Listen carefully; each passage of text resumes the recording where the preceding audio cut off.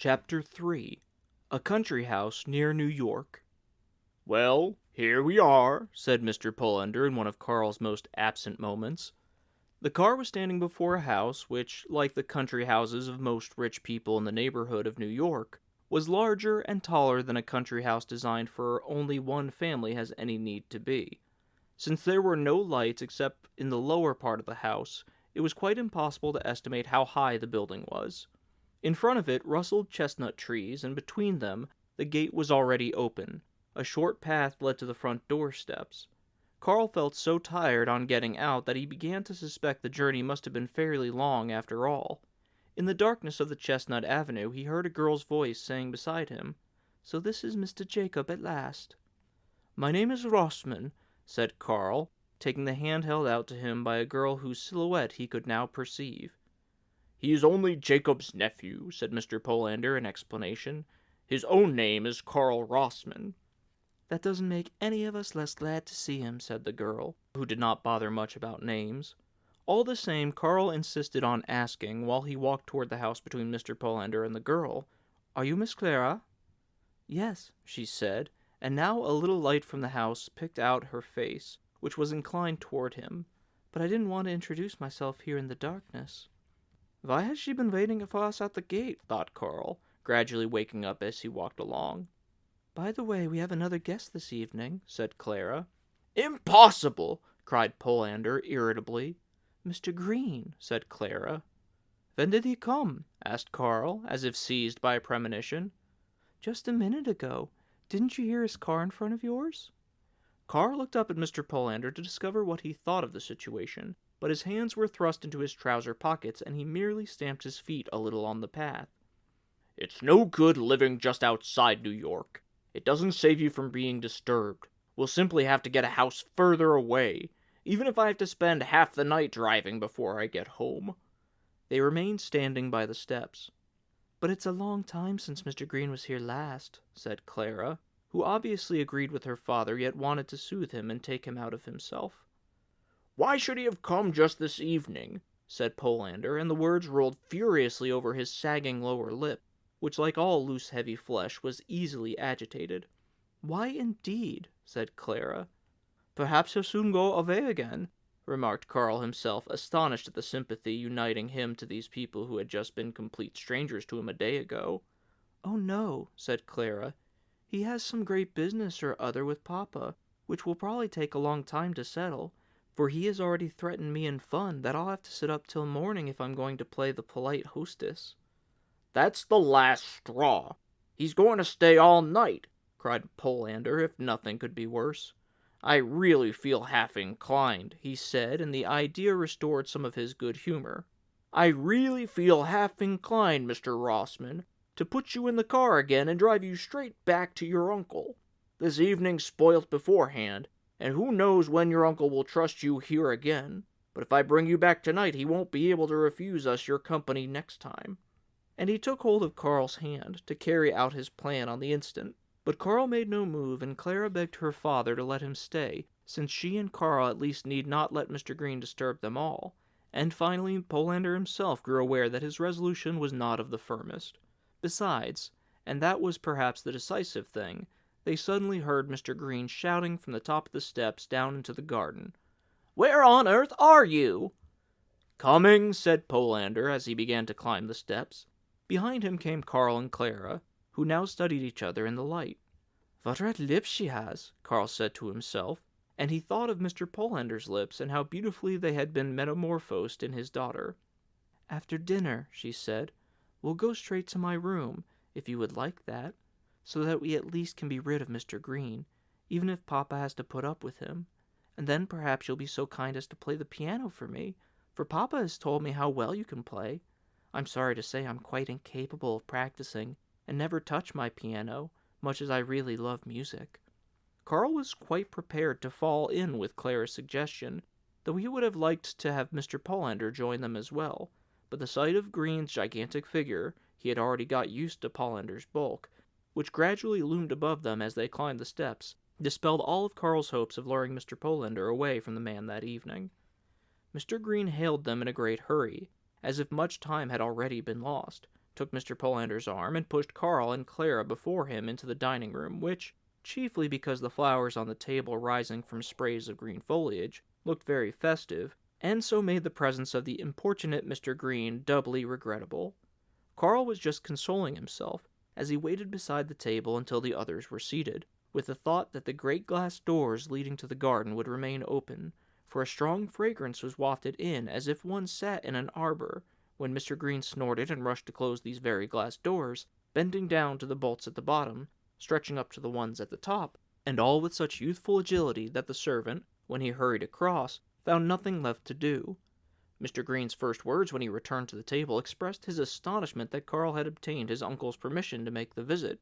He raised one spoonful of soup after another to his mouth, and explained to Clara on his right, and to Mr. Polander on his left, why he was so astonished, and how solicitously Uncle Jacob watched over Carl, so that his affection for Carl was too great to be called the mere affection of an uncle.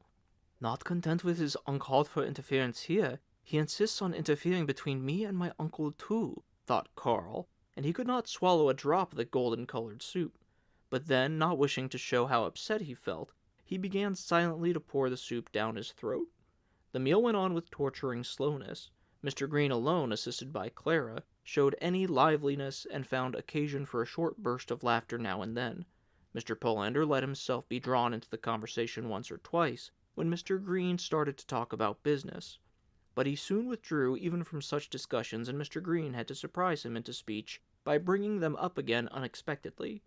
Moreover, Mr. Green kept insisting on the fact, and at this point Carl, who was listening as intently as if something were threatening him, had to be told by Clara that the roast was at his elbow and that he was at a dinner party, that he had had no intention beforehand of paying this unexpected visit. For though the business he came to discuss was of special urgency, yet the most important part of it at least could have been settled in town that day, leaving the minor details to be tackled next day or later. And so, long before closing hours, he had actually called Mr. Polander's office, but had not found him there, and so he had to telephone home that he would not be back that night, and to drive out there. "Then I must ask your pardon," said Carl loudly, before anyone else had time to answer, "for I am to blame that Mr. Polander left his office early today, and I am very sorry." Mr. Polander tried to cover his face with his table napkin, while Clara, though she smiled at Carl, smiled less out of sympathy than out of a desire to influence him in some way. "No apology is required," said Mr. Green, carving a pigeon with incisive strokes of the knife. "Quite the contrary. I'm delighted to pass the evening in such pleasant company instead of dining alone at home, where I have only an old housekeeper to wait on me, and she's so old that it's as much as she can do to get from the door to the table, and I can lean right back in my chair for minutes at a time to watch her making the journey. It wasn't until recently that I managed to persuade her to let my man carry the dishes as far as the door of the dining room, but the journey from the door to the table is her perquisite, as far as I can make out." "Heavens!" cried Clara. "What fidelity!" "Yes, there's still fidelity in the world," said Mr. Green, putting a slice of pigeon into his mouth, where his tongue, as Carl chanced to notice, took it in charge with a flourish. Carl felt nearly sick and got up. Almost simultaneously, Mr. Polander and Clara caught him by the hands. "It's not time to get up yet," said Clara, and when he had sat down again, she whispered to him, "We'll escape together in a little while. Have patience." Meanwhile, Mr. Green had calmly gone on eating, as if it were Mr. Polander's and Clara's natural duty to comfort Carl after he had made him sick. The dinner was lingered out particularly by the exhaustiveness with which Mr. Green dissected each course, which did not keep him, however, from attacking each new course with fresh energy. It really looked as if he were resolved radically to recuperate from the offices of his old housekeeper. Now and again he bestowed praise on Miss Clara's expertness in housekeeping, which visibly flattered her, while Carl, on the contrary, felt tempted to ward it off, as if it were an assault. Mr. Green, however, was not content with attacking Clara, but deplored frequently, without looking up from his plate, Carl's extraordinary lack of appetite. Mr. Polander defended Carl's lack of appetite, although as the host he should have encouraged him to eat, and because of the constraint under which he had suffered during the whole dinner, Carl grew so touchy that against his better knowledge he actually construed Mr. Polander's words as an unkindness. And it was another symptom of his condition that all at once he would eat far too much with indecorous speed, only to sit drooping for a long time afterwards, letting his knife and fork rest on the table, quite silent and motionless, so that the man who served the dishes often did not know what to do with them. "I'll have you tell your uncle the senator tomorrow how you offended Miss Clara by not eating your dinner," said Mr. Green, and he betrayed the facetious intention of his words only by the way in which he plied his knife and fork. "Just look at the girl, how downcast she is," he went on, chucking Clara under the chin. She let him do it and closed her eyes. "Poor little thing," he cried, leaning back purple in the face, and laughing with the vigor of a full-fed man. Carl vainly sought to account for Mr. Polander's behavior. He was sitting looking at his plate, as if the really important event were happening there. He did not pull Carl's chair closer to him, and, when he did speak, he spoke to the whole table, while to Carl he had nothing particular to say. On the other hand, he suffered Green, that disreputable old New York roo, deliberately to fondle Clara, to insult himself, Carl, Polander's guest, or at least to treat him like a child, and to go on from strength to strength, working himself up to who knew what dreadful deeds. After rising from the table when Green noticed the general intention, he was the first to get up, and as it were, drew all the others with him. Carl turned aside to one of the great windows set in narrow white sashes, which opened on to the terrace, and which in fact, as he saw going on nearer, were really doors. What had become of the dislike which Mr. Polander and his daughter had felt in the beginning for Green, and which had seemed at that time somewhat incomprehensible to Carl?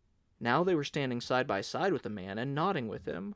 The smoke from Mr. Green's cigar, a present from Polander, a cigar of thickness which Carl's father in Austria had sometimes mentioned as an actual fact, but had probably never seen with his own eyes, spread through the room and bore Green's influence even into the nooks and corners where he could never set foot in person. Far off as he was, Carl could feel his nose prickling with the smoke, and Mr. Green's demeanor, which he merely glanced at from the window with a hasty turn of the head, seemed infamous to him. He began to think it not at all inconceivable that his uncle had demurred for so long against giving permission for this visit simply because he knew Mr. Polander's weak character, and accordingly envisaged a possibility, even if he did not exactly foresee, that Carl might be exposed to insult. As for the American girl, Carl did not like her either, although she was very nearly as beautiful as he had pictured her. Ever since Mr. Green's gallantries began, he had been actually surprised by the beauty of which her face was capable, and especially by the brilliance of her lively eyes. A dress which fitted so closely to its wearer's body he had never seen before. Small wrinkles in the soft, closely woven yellowish material betrayed the force of the tension, and yet Carl cared nothing for her, and would gladly have given up all thought of going to her room, if instead he could only open the door beside him, and he had laid his hands on the latch just in case, and climb into the car, or if the chauffeur were already asleep, walk by himself back to New York. The clear night with its benevolent full moon was free to everyone, and to be afraid of anything out there in the open seemed senseless to Carl. He pictured to himself, and for the first time he began to feel happy in that room, how in the morning, he hardly could get back on foot sooner than that, would surprise his uncle. True, he had never yet been in his uncle's bedroom, nor did he even know where it was, but he would soon find that out. Then he would knock at the door at the formal come-in rush into the room and surprise his dear uncle, whom until now he had known only fully dressed and buttoned to the chin, sitting up in bed in his nightshirt, his astonished eyes fixed on the door. In itself that might not perhaps be very much, but one had only to consider what consequences it might lead to. Perhaps he might breakfast with his uncle for the first time, his uncle in bed, he himself sitting on a chair, the breakfast on a little table between them. Perhaps that breakfast together would become a standing arrangement. Perhaps as a result of such informal breakfasting, as was almost inevitable, they would meet oftener than simply once a day, and so of course be able to speak more frankly to each other. After all, it was merely the lack of a frank interchange of confidences that had made him a little refractory, or better still, mullish towards his uncle today. And even if he had to spend the night here on this occasion, and unfortunately it looked very like that, although they left him to stand by the window and amuse himself, perhaps this unlucky visit would become the turning point in his relations with his uncle. Perhaps his uncle was lying in bed and thinking the very same things at that moment. A little comforted, he turned round. Clara was standing beside him, saying, "Don't you like being with us at all? Won't you try to make yourself a little more at home here? Come on, I'll make a last attempt." She led him across the room toward the door.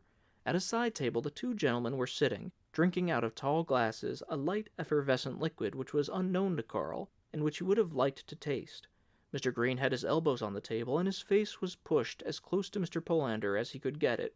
If one had not known Mr. Polander, one might quite easily have suspected that some criminal plan was being discussed here, and no legitimate business.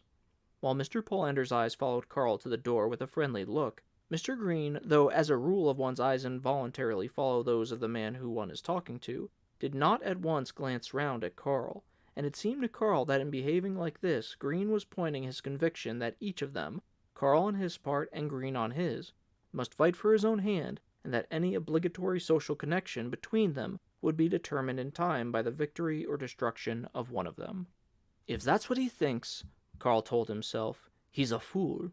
I really don't want anything from him, and he should leave me in peace." Hardly had he set foot in the corridor when it occurred to him that he had probably been discourteous, for his eyes had been so firmly fixed on Green that Clara had had almost to drag him from the room. He went all the more willingly with her now. As they passed along the corridors, he could scarcely credit his eyes at first, when at every 20 paces he saw a servant in rich livery holding a huge candelabrum with a shaft so thick that both the man's hands were required to grasp it. "The new electric wiring has been laid on only in the dining room so far," explained Clara. "We've just newly bought this house, and we're having it completely reconstructed. That is, so far as an old house with all its old peculiarities can be reconstructed." "So you actually have old houses in America, too?" said Carl. "Of course," said Clara with a laugh, pulling him along. "You have some queer ideas about America." "You shouldn't laugh at me," he said in vexation. After all, he knew both Europe and America, while she only knew America.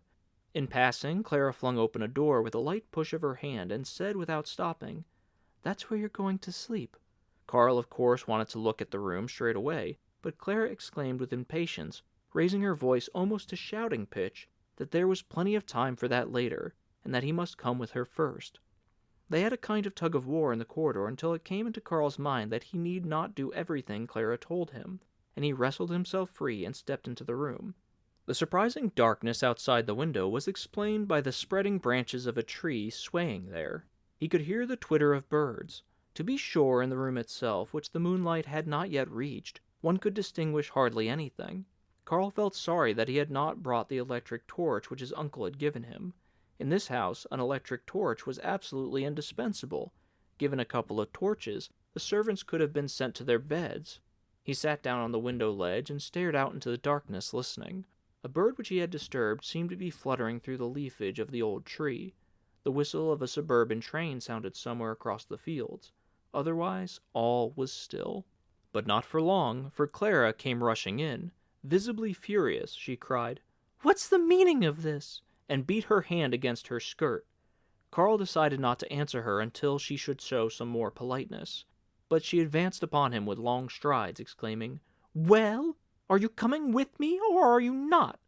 And either intentionally or in sheer agitation she struck him so hard on the chest that he would have fallen out the window if at that very last minute he had not launched himself from the window ledge, so that his feet touched the floor.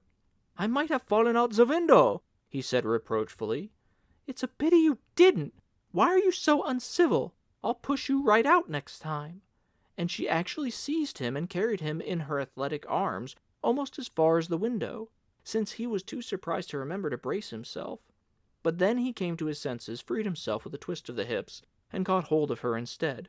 "Oh, you're hurting me," she said at once. But now Carl felt that it was not safe to let her go. He gave her freedom to take any steps she liked, but followed her close, keeping hold of her. It was easy enough to grip her in her tight dress.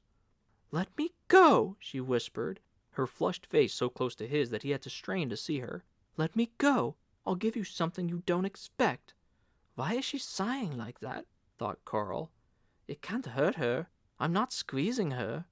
And he still did not let her go. But suddenly, after a moment of unguarded, silent immobility, he again felt her strength straining against his body, and she had broken away from him, locked him in a well-applied wrestling hold, knocked his legs from under him from some footwork in a technique strange to him, and thrust him before her with amazing control, panting a little, to the wall. But there was a sofa by the wall on which she laid him down, keeping a safe distance from him, and said, Now move if you can." "Cat! Wild cat!" was all that Carl could shout in the confusion of rage and shame which he felt within him. "You must be crazy, you wild cat!"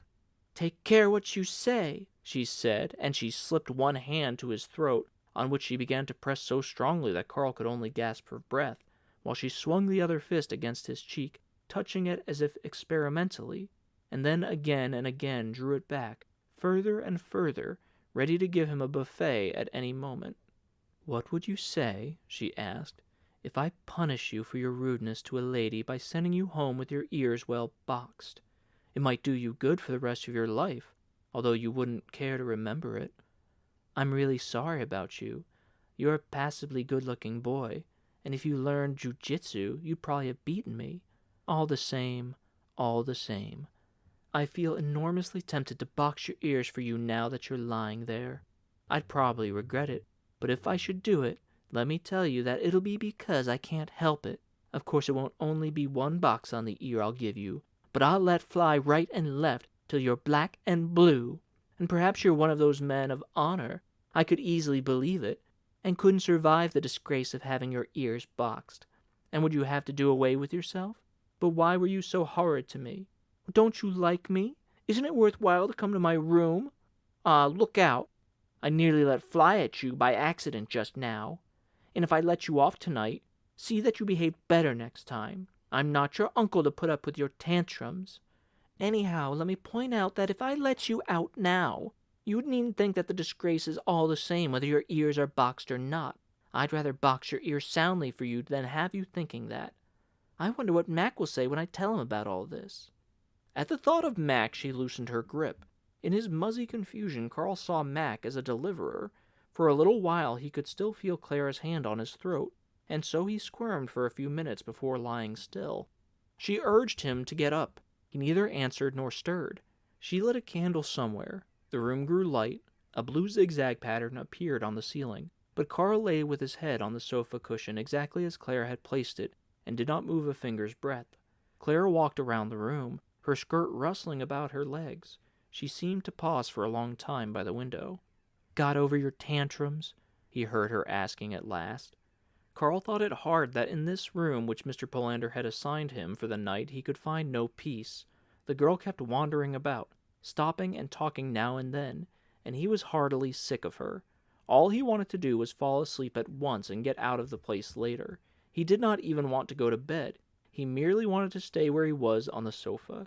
He was only waiting for the girl to leave, so that he could spring to the door after her, bolt it, and then fling himself back on the sofa again.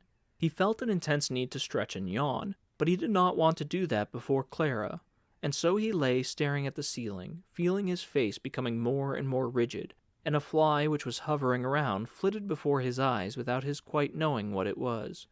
Clara stepped over to him again and leaned across his line of vision, and if he had not made an effort he would have had to look at her. "I'm going now," she said. "Perhaps later you'll feel like coming to see me. The door's the fourth one from this one on the same side of the corridor. You pass 3 doors, that's to say, and the one after that is the right one. I'm not going downstairs again. I shall just stay in my room. You've made me thoroughly tired, too. I shan't exactly expect you, but if you want to come, then come. Remember that you promised to play the piano for me, but perhaps you're feeling quite prostrate and can't move. Well then, stay here and have a good sleep. I shan't tell my father anything about our little scuffle, not for the present. I mention that merely in case you start worrying about it." And in spite of her ostensible tiredness, she ran lightly out of the room. Carl at once sat up. This lying down had already become unendurable. For the sake of using his limbs, he went to the door and looked out into the corridor. But how dark it was! He felt glad when he had shut the door and bolted it, and stood again by his table in the light of the candle. He made up his mind to stay no longer in this house, but to go down to Mr. Polander, tell him frankly how Clara had treated him, admitting his defeat did not matter a straw to him, and with that abundant justification asked leave to drive or walk home. If Mr. Polander had any objection to his immediate return, then Carl would at least ask him to instruct a servant to conduct him to the nearest hotel. As a rule, hosts were not treated in the way which Carl planned, but still more seldom were guests treated as Clara had treated him. She had actually regarded as a kindness her promise to say nothing to Mr. Polander about their scuffle, and that was really too outrageous. He had been invited to a wrestling match, then, that he should be ashamed of being thrown by a girl who had apparently spent the greater part of her life in learning wrestling holds.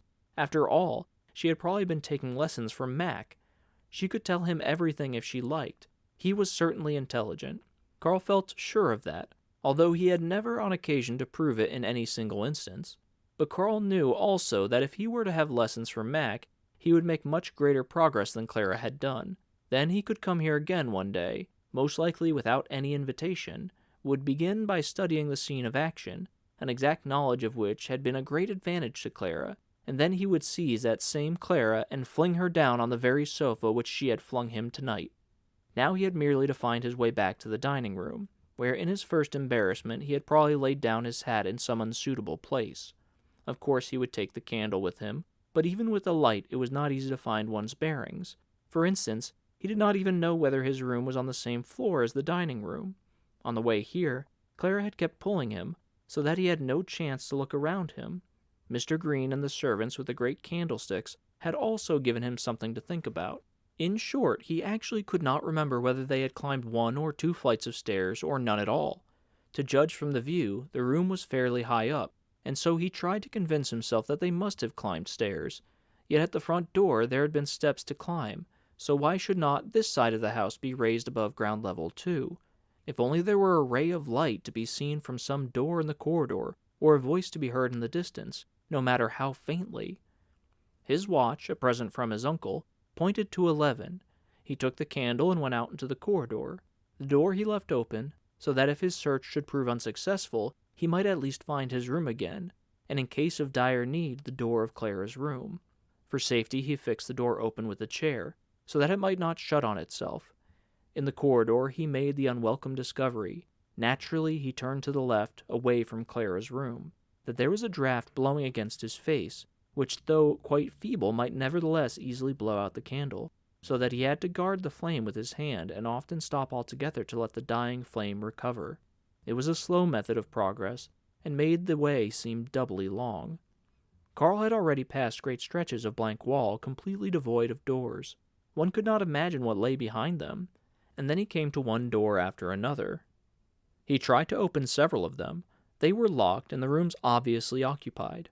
It was an incredible squandering of space, and Carl thought of the East End of New York which his uncle had promised to show him, where it was said that several families lived in one little room, and the home of a whole family consisted of one corner where the children clustered round their parents. And here so many rooms stood empty, and seemed to exist merely to make a hollow sound when you knocked on the door. Mr. Polander seemed to Carl to be misled by false friends and infatuated with his daughter, which was his ruin. Uncle Jacob had certainly judged him rightly, and only his axiom that it was not his business to influence Carl's judgment of other people was responsible for this visit and all this wandering through corridors.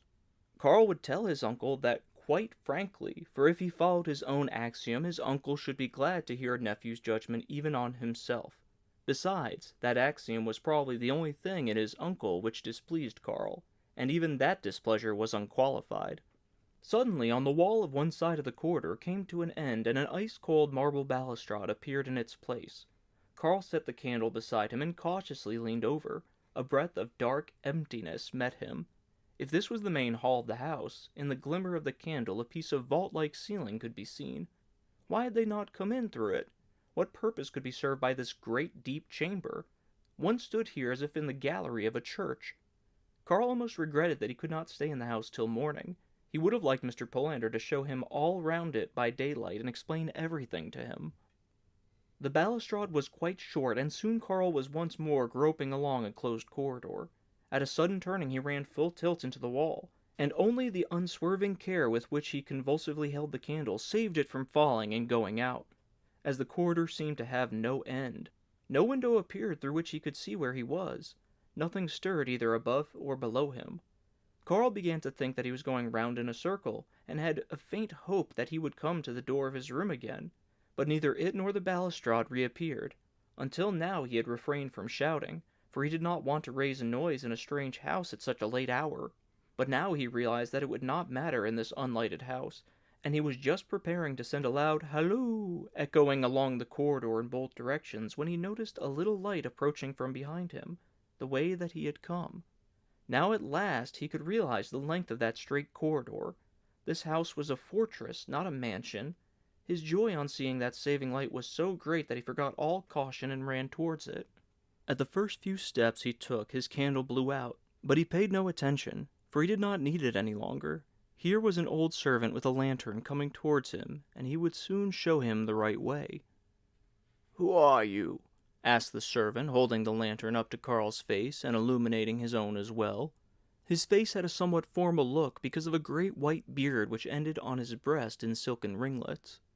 "He must be a faithful servant if they let him wear a beard like that," thought Carl, gazing fixedly at the beard in all its length and breadth, without feeling any constraint because he himself was being observed in turn.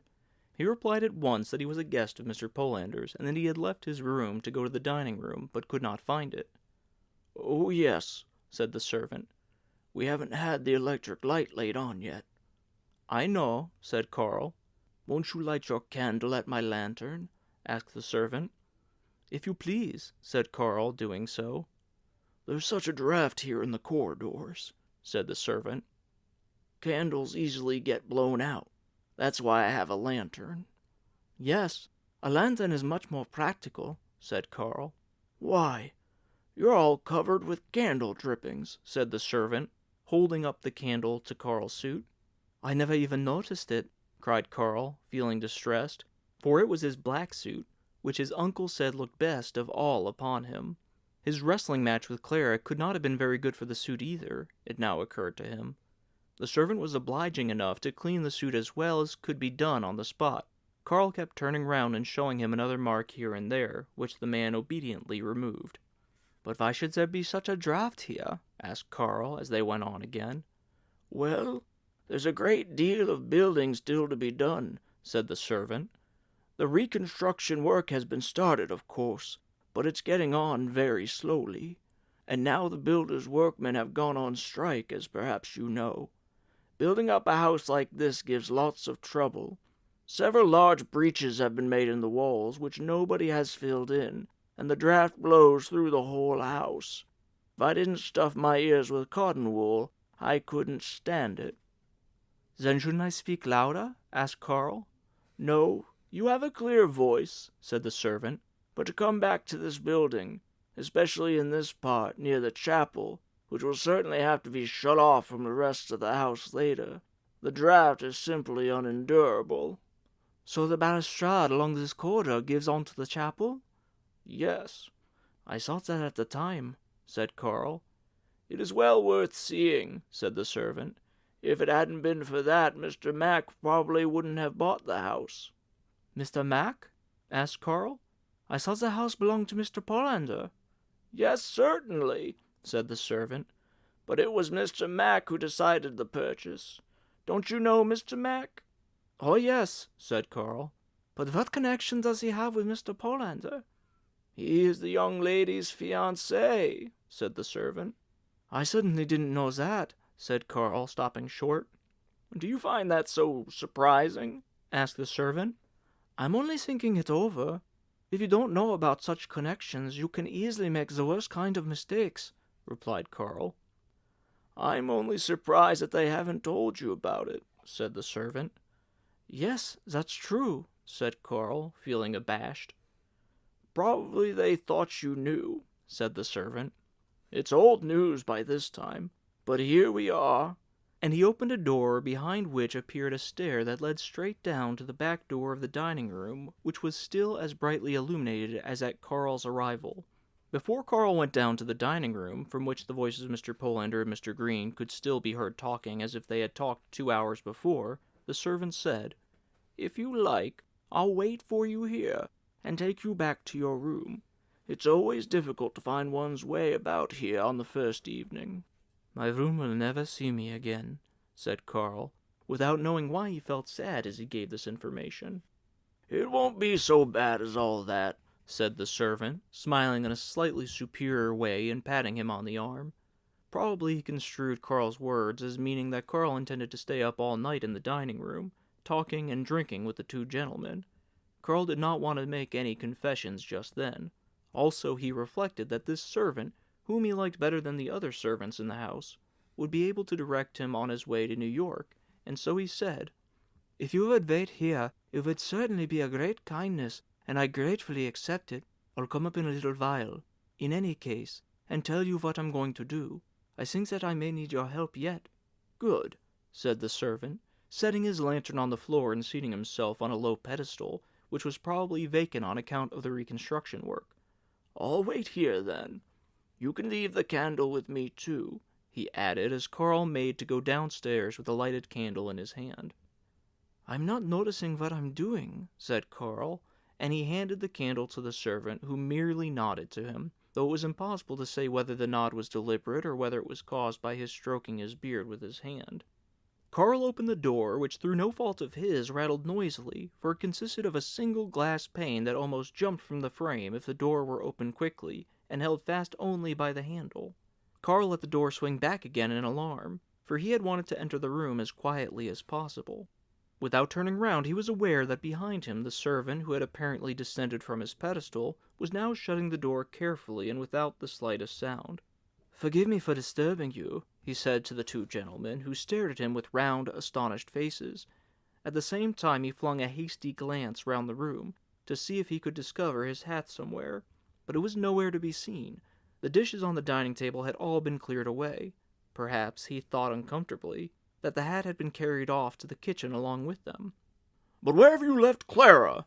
asked Mr. Polander, to whom the intrusion, however, did not seem to be unwelcome, for he at once changed his position in the chair and turned his face full upon Carl. Mr. Green put on an air of indifference, pulled out a pocketbook in size and thickness of a giant of its kind, seemed to be searching in its many compartments for some particular paper, but during the search kept reading other papers which chanced to come his way. "I have a request to make of you which you must not misunderstand," said Carl, walking up hastily to Mr. Polander and putting his hand on the arm of his chair, to get as near to him as he could. "And what request can that be?" asked Mr. Polander, giving Carl a frank open look. "It is granted already," and he put his arm around Carl and drew him between his knees. Carl submitted willingly, though as a rule he felt much too grown up for such treatment, but of course it made the utterance of his request all the more difficult. "And how do you really like being here?" asked Mr. Polander. "Don't you find that one gets a kind of free feeling on coming out of town into the country? Usually," and he looked askance at Mr. Green, a glance of unmistakable meaning which was partly screened by Carl. "Usually I get that feeling every evening." "He talks," thought Carl, "as if he knew nothing about this huge house, the endless corridors, the chapel, the empty rooms, the darkness everywhere." "Well," said Mr. Polander, "out with your request." And he gave Carl, who stood silent, a friendly shake. "Please," said Carl, and much as he lowered his voice, he could not keep Green, sitting there, from hearing everything, though he would gladly have concealed from him this request, which might be easily construed as an insult to Polander. "Please let me go home now, late as it is." And once he had put the worst into words, all the rest came pouring out after it, and he said without the slightest insincerity things of which he had never even thought before. "I want above all to go home. I'll be glad to come again, for wherever you are, Mr. Polander, I'll always be glad to stay. Only tonight, I can't stay here. You know that my uncle was unwilling to give me permission for this visit. He must have had good reasons for that, as for everything that he does, and I had the presumption literally to force permission from him against his better judgment. I simply exploited his affection for me. It doesn't matter at all what his objections were. All that I know with absolute certainty is that there is nothing in these objections which would offend you, Mr. Polander, for you're the best, the very best friend that my uncle has. Nobody else can even remotely be compared to you among my uncle's friends, and that is the only excuse for my disobedience, though an insufficient one. You probably have no first-hand knowledge of the relations between my uncle and me, so I'll mention only the main points. Until my English studies are finished, and while I am still insufficiently versed in practical things, I am entirely dependent on my uncle's kindness, which I can accept, of course, being a relation. You mustn't think that I am in a position yet to earn my living decently, and God forbids that I should do it in any other way. I am afraid my education has been too impractical for that. I managed to scrape through 4 classes of European high school with moderate success, and for earning a livelihood that means less than nothing, for our schools are very much behind in the times in their teaching methods. You should laugh if I were to tell you the kind of things I learned. If a boy can go on studying, finish his school course, and enter the university, then probably it all straightens out in the long run, and he finishes up with a proper education that lets him do something and gives him the confidence to set about earning a living. But unluckily, I was torn right out of that systemic course of study. Sometimes I think I know nothing, and in any case, the best of my knowledge wouldn't be adequate for America. Some of the high schools in my country have been reformed recently, teaching modern languages and perhaps even commercial subjects. But when I left my primary schools, there were none of these. My father certainly wanted me to learn English, but in the first place, I couldn't foresee then that I would have such bad luck and that I would actually need English. And in the second place, I had to learn a great deal of the other things at school, so that I didn't have much time to spare. I mention all this to show you how dependent I am on my uncle, and how deeply I am bound to him in consequence. You must admit that in these circumstances I am not in a position to offend in the slightest against even his unexpressed wishes, and so if I am to make good even half the offense which I have committed against him, I must go home at once." During this long speech of Carl's, Mr. Polander had listened attentively, now and then tightening his arm around Carl, though imperceptibly, particularly when Uncle Jacob was mentioned, and several times gazing seriously, and as if expectantly at Green, who was still occupied with his pocketbook. But Carl had felt more and more restless the more clearly he became aware of his relation to his uncle during his speech, and involuntarily he struggled to free himself from Polander's arm. Everything cramped him here. The road leading to his uncle's, through the glass door, down the steps, through the avenue, along the country roads, through the suburbs, to the great main street where his uncle's house was, seemed to him a strictly ordered whole, which lay there empty, smooth, and prepared for him, and called to him with a strong voice. Mr. Polander's kindness and Mr. Green's loathsomeness ran into a blur together, and all that he asked from that smoky room was permission to leave. He felt cut off from Mr. Polander, prepared to do battle against Mr. Green, and yet all around him was a vague fear whose impact troubled his sight. He took a step back and now stood equally distant from Mr. Polander and Mr. Green. "Hadn't you something to say to him?" asked Mr. Polander, turning to Mr. Green and seizing the man's hand imploringly. "I don't know what I could have to say to him," said Mr. Green, who had taken a letter from his pocketbook at last and laid it before him on the table. "It is to his credit that he wants to go back to his uncle, and one might naturally assume that that would give his uncle great pleasure, unless he has angered his uncle already too deeply by his disobedience, which is only too possible. In that case, it would certainly be better for him to stay here. It's difficult to say anything definite. We're both friends of his uncle, and it would be hard to say whether Mr. Polander's or my friendship ranks highest, but we can't see into his uncle's mind, especially at so many miles' distance from New York." "Please, Mr. Green," said Carl, overcoming his distaste and approaching Mr. Green, "I can tell from what you say that you too think that it would be best for me to go back at once." "I said nothing of the kind," replied Mr. Green, and he once more returned to his contemplation of the letter, running his fingers over the edges of it. Apparently he wished to indicate that he had been asked a question by Mr. Polander and had answered it, while Carl was no concern of his at all. Meanwhile, Mr. Polander stepped over to Carl and gently led him away from Mr. Green to the big window. "Dear Mr. Rossman," he said, bending down to Carl's ear, and as a preparation for what he had to say, passing his handkerchief over his face until it encountered his nose, which he blew, "you must not think that I wish to keep you here against your will. There's no question of that. I can't put the car at your disposal, I admit, for it's parked in a public garage a good distance from here. Since I haven't had the time yet to build a garage for myself here, where everything is still under construction. The chauffeur, again, doesn't sleep here, but somewhere near the garage. I really don't know where myself. Besides, he isn't supposed to be on duty now. He's merely expected to appear at the right time in the morning.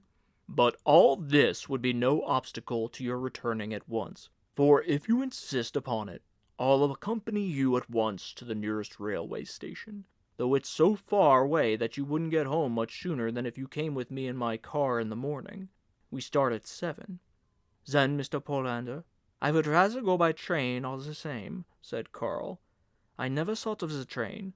You say yourselves that I would arrive sooner by train than if I left tomorrow in your car.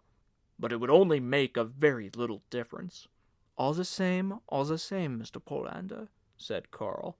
I'll always be glad to come here again, remembering your kindness, that is, of course, if after my behavior tonight you ever invite me again.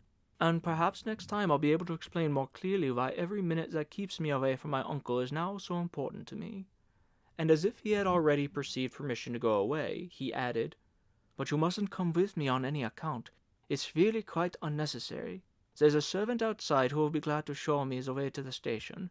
Now I have only to find my hat. And with these words he walked across the room to take a last hasty look in case his hat were lying somewhere. Perhaps I could help you out with a cap, said Mr. Green, drawing a cap from his pocket. Maybe it will serve you for the time being. Carl stopped in amazement and said, But I can't deprive you of your cap. I can go quite well with my head bare. I don't need anything. It isn't my cap. You just take it. In that case, thanks, said Carl, as to not delay any longer taking the cap. He put it on and could not help laughing, for it fitted him perfectly. Then he took it off again and examined it, but could not find the particular thing that he was looking for. It seemed a perfectly new cap. It fits so well, he said. So the cap fits, cried Mr. Green, thumping the table. Carl was already on his way to the door to fetch the servant, when Mr. Green got up, stretched himself after his ample meal and his long rest, struck himself resoundingly on the chest, and said in a voice between advice and command, Before you go, you must say goodbye to Miss Clara. Yes, you must do that, agreed Mr. Polander, who had also got up. From the way in which he spoke, one could tell that the words did not come from his heart. He kept flapping his hands feebly against the side of his trousers and buttoning and rebuttoning his jacket, which after the fashion of the moment was quite short and scarcely reached his hips, an unbecoming garment for such a stout man as Mr. Polander. One also had the definite feeling that as he stood there beside Mr. Green that Mr. Polander's fatness was not a healthy fatness. His massive back was somewhat bent, his paunch looked soft and flabby, an actual burden, and his face was pallid and worried. Mr. Green, on the other hand, was perhaps even fatter than Mr. Polander, but it was a homogeneous, balanced fatness. He stood with his heels together like a soldier. He bore his head with a jaunty erectness. He looked like a great athlete, a captain of athletes. You are first to go, then, Mr. Green continued, to Miss Clara. That is bound to be pleasant for you, and it suits my timetable excellently as well. For before you leave here, I have a matter-of-fact something of interest to tell you, which will probably also decide whether you are to go back or not. But I am unfortunately bound by my orders to divulge nothing to you before midnight. You can imagine that I'm sorry for that myself, since it upsets my night's rest, but I shall stick to my instructions. It's 11:15 now, so that I can finish discussing my business with Mr. Polander, which you would only interrupt. Besides, you can have a very pleasant time with Miss Clara. Then, at 12 punctually, you will report here, where you will learn what is necessary. Could Carl reject this request, which demanded from him only the minimum of politeness and gratitude toward Mr. Polander, and which, moreover, had been put by a man customarily rude and indifferent, while Mr. Polander, whom it really concerned, intervened neither by word nor glance? And what was the interesting news which he was not to learn until midnight? If it did not hasten his return by at least the 45 minutes that it now made him waste, it would have little interest for him. But his greatest scruple was whether he dared visit Clara at all, seeing that she was his enemy. If only he had the stone chisel with him which his uncle had given him as a letter weight, Clara's room might prove a really dangerous den, yet it was quite impossible to say anything against Clara here, for she was Polander's daughter, and, as he had just heard, Mac's fiancée as well. If she had only behaved a very little differently towards him, he would have frankly admired her for her connections. He was still considering all this when he perceived that no reflection was expected from him, for Green opened the door and said to the servant, who jumped up from his pedestal, "Conduct this young man to Miss Clara." "This is how commands are executed," thought Carl, as the servant, almost running, groaning with infirmity, led him by a remarkably short cut to Clara's room. As Carl was passing his own room, whose door was still open, he asked to leave to go in for a minute, hoping to compose himself, but the servant would not allow it. "No," he said, "you must come along to Miss Clara. You heard that yourself." "I only want to stay there a minute," said Carl, thinking what a relief it would be to lie on the sofa for a little, to quicken up the time between now and midnight. "Don't obstruct me in the execution of my duty," said the servant. "He seems to imagine it's a punishment to be taken to Miss Clara," thought Carl, and he went on a few steps, but then defiantly stopped again. "Do come, young sir," said the servant. "Since you're still here, I know that you wanted to leave this very night, but we don't always get what we want, and I told you already that it would hardly be possible." "I do want to leave, and I will leave too," said Carl. "I'm merely going to say goodbye to Miss Clara." "Is that so?" said the servant, and Carl could see that he did not believe a word of it. "Why are you so unwilling to say goodbye, then? Do come along." "Who's that in the corridor?" said Clara's voice, and they saw her leaning out of a door near by, a big red-shaded table lamp in her hand. The servant hurried up to her and gave his message. Carl slowly followed him. "You're late in coming," said Clara. Without answering her for the moment, Carl said to the servant softly but in a tone of stern command, for he already knew the man's character, "You'll wait for me just outside this door." "I was just going to bed," said Clara, setting the lamp on the table. As he had done in the dining room, the servant carefully shut this door too from the outside. "It's after 11:30 already." "After 11:30?" said Carl interrogatively, as if alarmed at these figures. "But in that case I must say goodbye at once," he went on, "for at 12 punctually I must be down in the dining room." "What urgent business you seem to have," said Clara, absently smoothing the folds of her loose nightdress. Her face was glowing, and she kept on smiling. Carl decided that there was no danger of getting into another quarrel with Clara. "Couldn't you play the piano for a little after all? As Papa promised yesterday, and you yourself promised tonight." "But isn't it too late now?" asked Carl. He would have liked to oblige her, for she was quite different now from what she had been before. It was as if she had somehow ascended into the Polander circle, and into Max as well. "Yes, it is late," she said, and her desire for music seemed already to have passed. "And every sound here echoes through the whole house. I'm afraid that if you play it now, it will waken up the very servants in the attics." "Then I won't bother to play. You see, I hope to come back again another day. Besides, if it isn't too great a bother, you might visit my uncle and have a look at my room while you are there. I have a marvelous piano. My uncle gave it to me. Then, if you like, I'll play all my pieces to you. There aren't many of them, unfortunately, and they don't suit such a fine instrument either, which really needs a great player to use it. But you may have the pleasure of hearing a good player if you tell me beforehand when you are coming, for my uncle means to engage a famous teacher for me. You can imagine how I look forward to it, and his playing would certainly make it worth your while to pay me a visit during one of my lessons. To be quite frank, I'm glad to see it's too late to play, for I can't really play yet. You would be surprised how badly I play. And now allow me to take my leave. After all, it must be your bedtime." And as Clara was looking at him with a kindly expression and seemed to bear him no ill will because of the quarrel, he added with a smile while he held out his hand, "In my country people say, 'Sleep well and sweet dreams.'" "Wait," she said, without taking his hand. "Perhaps you might play after all." And she disappeared through a little side door beside which the piano stood. "What next?" thought Carl. "I can't wait long, even if she is nice to me." There was a knock at the corridor door, and the servant, without daring quite to open it, whispered through a little chink, "Excuse me. I've just been called away and can't wait any longer." "Then you can go," said Carl, who now felt confident that he could find his way alone to the dining room. "But leave the lantern for me at the door. How late is it?" "Almost 11:45, said the servant. "How slowly the time passes," said Carl to himself. The servant was shutting the door when Carl remembered that he had not given him a tip, took a shilling from his trouser pocket. In the American fashion, he now always carried his loose coins jingling in his trouser pocket, his banknotes, on the other hand, in his waistcoat pocket, and handed it to the servant with the words, "For your kindness." Clara had already come back, patting her trim hair with her fingers, when it occurred to Carl that he should not have let the servant go after all, for who would now show him the way to the railway station? Well, Mr. Polander would surely manage to hunt up some servant somewhere, and perhaps the old servant would be summoned to the dining room, and so would be again at his disposal. "Won't you really play a little for me? One hears music so seldom here that it's such a pity to miss any opportunity of hearing it." "It's high time I began then," said Carl without further consideration, sitting down at once at the piano.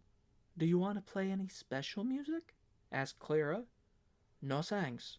I can't even read music correctly," replied Carl, and he began to play. It was a little air which, as he knew perfectly well, had to be played somewhat slowly to make it even comprehensible, especially to strangers. But he strummed it out in blatant march time. When he ended it, the shattered silence of the house closed round them again, almost distressfully. They sat there as if frozen with embarrassment and did not move. "Quite good," said Clara, but there was no formula of politeness which could have flattered Carl after that performance. "How late is it?" he asked. "11:45.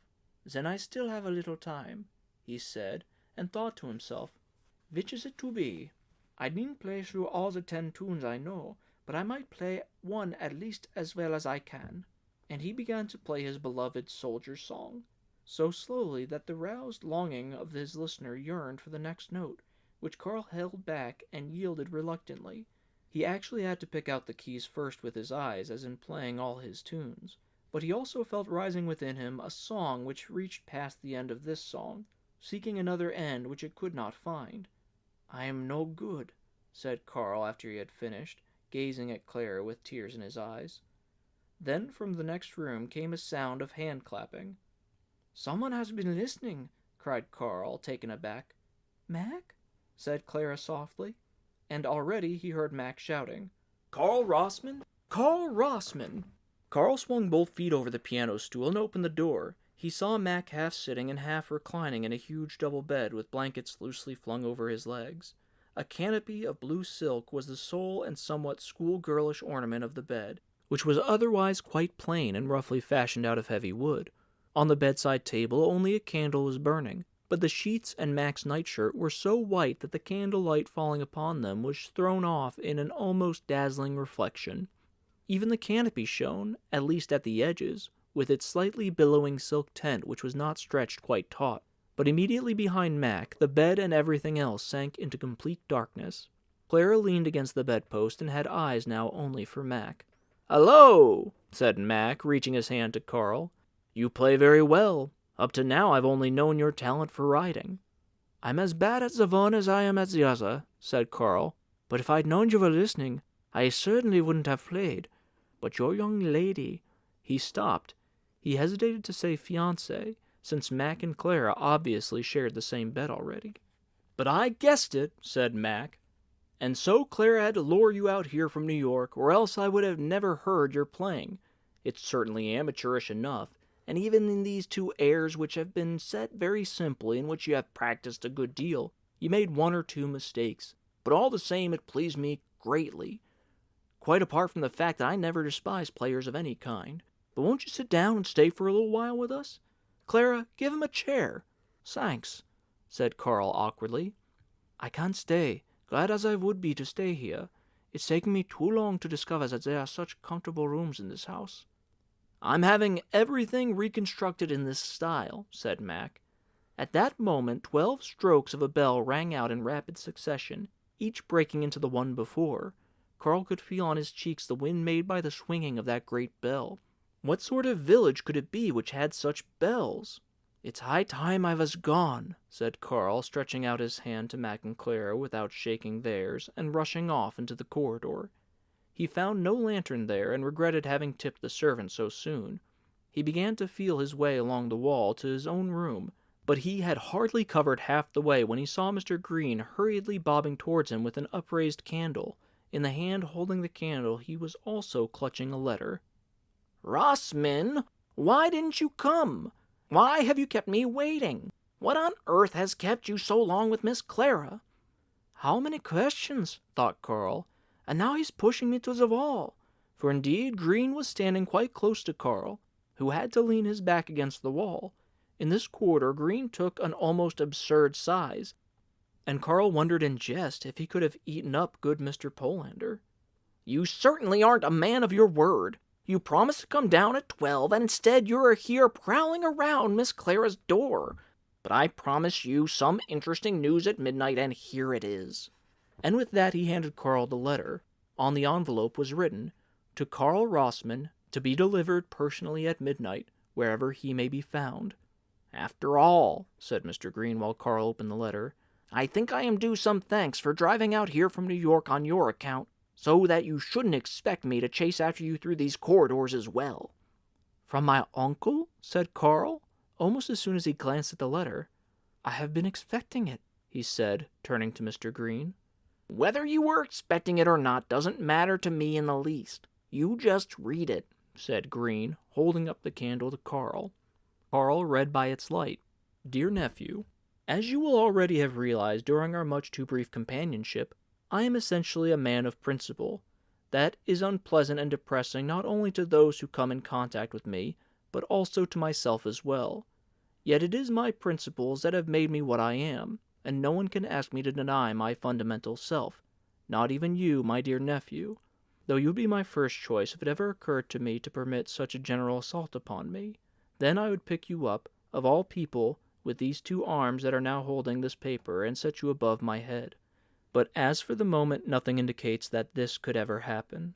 I must, after the incident of today, expressly send you away from me, and I urgently beg you neither to visit me in person, nor to try to get in touch with me either by writing or through intermediaries. Against my wishes you decided this evening to leave me. Stick, then, to that decision all your life. Only then will it be a manly decision.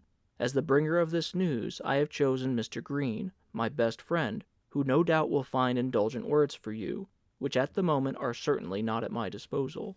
He is an influential man, and, if only for my sake, will give you his advice and help in the first independent steps which you take. To explain our separation, which now as I end this letter once more seems incomprehensible to me, I have to keep telling myself again and again, Carl, that nothing good comes out of your family.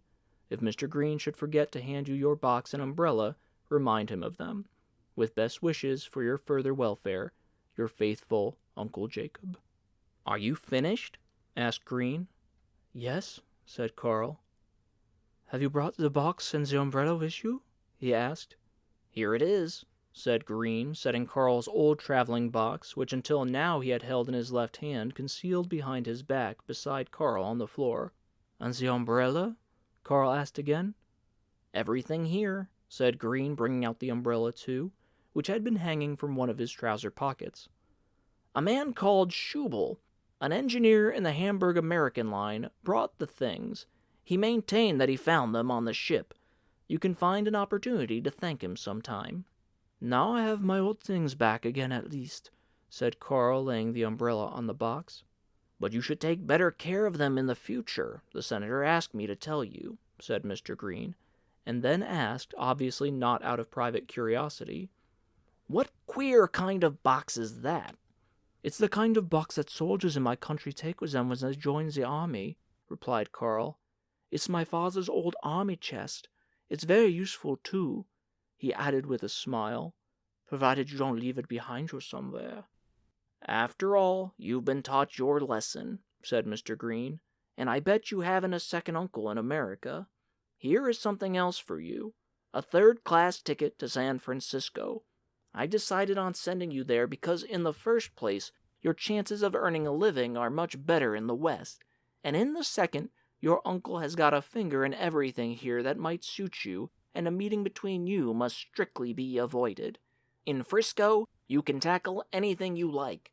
Just begin at the bottom and gradually try to work your way up. Carl could not detect any malice in these words. The bad news which had lain sheathed in green the whole evening was delivered, and now he seemed a harmless man with whom one could speak more frankly, perhaps, than with anyone else. The best of men, chosen through no fault of his own to be the bearer of such a secret and painful message, must appear a suspicious character so long as he had to keep it to himself. "I shall leave this house at once," said Carl, hoping that his resolution would be approved by Green's experience, "for I was invited as my uncle's nephew, while as a stranger I have no business here. Would you be so good as to show me the way out and tell me how I can get to the nearest inn?" "As quick as you like," said Green. "You're not afraid of giving me trouble, are you?" On seeing the huge strides which Green was talking, Carl at once came to a stop. So much haste seemed highly suspicious, and he seized Green by the coat tail, suddenly realizing the true situation, and said, "There's one thing you must explain. On the envelope that you gave me, it was merely stated that I was to receive it at midnight, wherever I might be found. Why then, on the strength of the letter, did you keep me here when I wanted to leave at 11:15? In doing that, you exceeded your instructions." Green accompanied his reply with a wave of the hand which indicated with melodramatic exaggeration the silliness of Carl's question, saying, "It was stated on the envelope that I should run myself to death chasing about after you, and did the contents of the letter give any hint that the inscription was to be construed in such a way? And if I had not kept you here, I should have had to hand you the letter precisely at midnight on the open road." "No," said Carl, quite unmoved. "It isn't quite so. It says on the envelope, 'To be delivered at midnight.'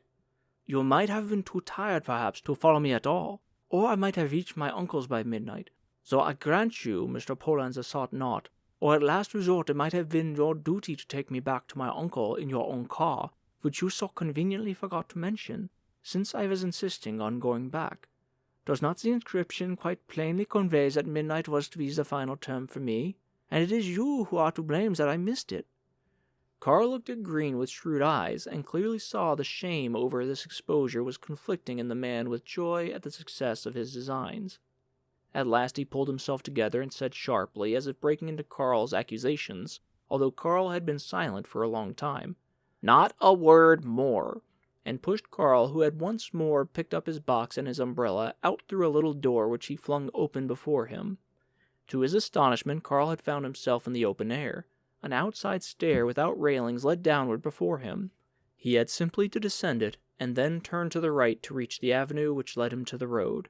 In the bright moonlight he could not miss his way. Below him in the garden he could hear the manifold barking of dogs who had been let loose and were rushing about in the shadow of the trees. In the stillness he could distinctly hear them thudding on the grass as they landed after making their great bounds. Without being molested by the dogs, Carl safely got out of the garden. He could not tell with certainty in which direction New York lay. In coming here he had paid too little attention to details which might have been useful to him now. Finally he told himself that he need not of necessity go to New York, where nobody expected him, and one man certainly did not expect him. So he chose a chance direction and set out on his way.